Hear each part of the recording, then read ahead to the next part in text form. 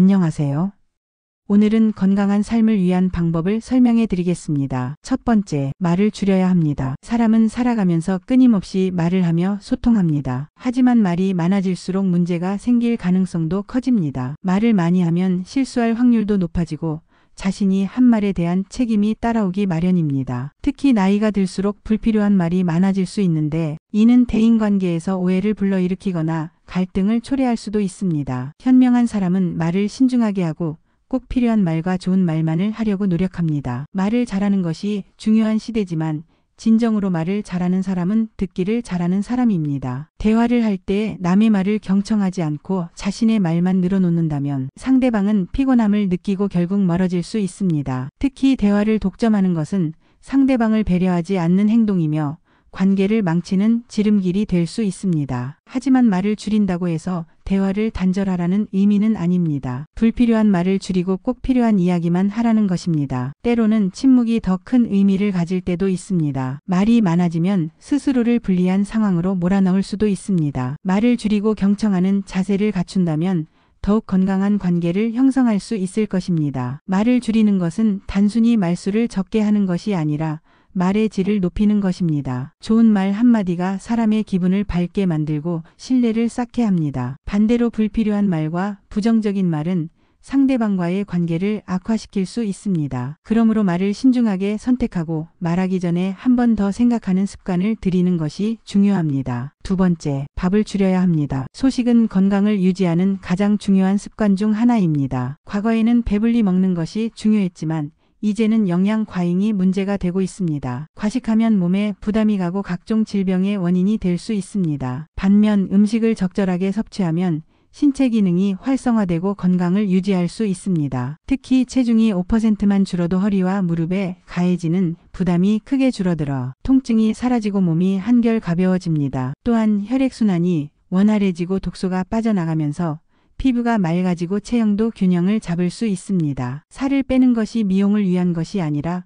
건강을 위한 것이라는 점을 기억해야 합니다. 다이어트는 급격하게 할 것이 아니라 식습관과 생활습관을 바로잡는 것이 중요합니다. 무리한 다이어트는 오히려 건강을 해칠 수 있기 때문에 적절한 영양을 섭취하면서도 음식의 양을 조절하는 것이 가장 좋은 방법입니다. 건강한 몸을 유지하기 위해서는 식습관을 관리하는 것이 필수적입니다. 소식을 하면 장기적으로 건강을 유지할 수 있을 뿐만 아니라 소화 기능이 개선되고 장내 환경이 좋아집니다. 또한 면역력이 향상되고 몸이 자연스럽게 가벼워지면서 활동성이 높아집니다. 건강한 식습관을 유지하는 것은 단순한 다이어트가 아니라 삶의 질을 높이는 중요한 요소입니다. 세 번째, 화를 줄여야 합니다. 화는 누구에게나 찾아오는 감정이지만 이를 조절하지 못하면 자신과 주변 사람들에게 큰 해를 끼칠 수 있습니다. 화는 단순한 분노가 아니라 다양한 감정이 섞여 있는 복합적인 감정입니다. 미움, 불안, 피곤함, 방어심리 등이 얽혀 화로 표출될 때가 많습니다. 때때로 우리는 자신의 감정을 스스로 이해하지 못할 때가 있습니다. 그렇기 때문에 즉각적으로 반응하기보다 한 번 더 생각하는 습관을 들이는 것이 중요합니다. 순간의 감정에 휩쓸려 화를 내면 결국 후회하는 경우가 많습니다. 공자는 화를 내기 전에 그로 인해